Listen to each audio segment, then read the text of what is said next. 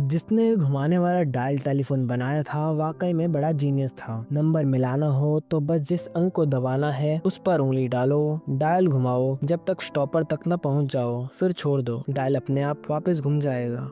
ये होता कैसे है?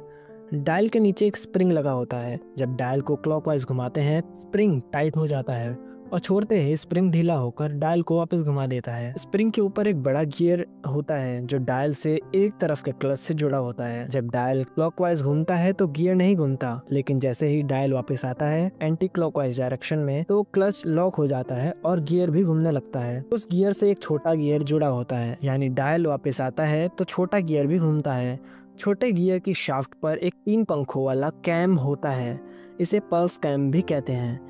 इसके सामने 2 मेटल की कॉन्टैक्ट लगी होती हैं। नॉर्मल में ये दोनों जुड़े रहते हैं, यानी सर्किट बंद रहता है, लेकिन जब कैम घूमता है तो उसका उभरा हुआ हिस्सा कॉन्टैक्ट्स को बार बार अलग करता है, यानी सर्किट कभी टूटता है कभी जुड़ता है।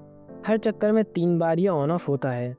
अब समझो, हर नंबर डायल करने पर उसी हिसाब से पल्स सिग्नल बनते हैं।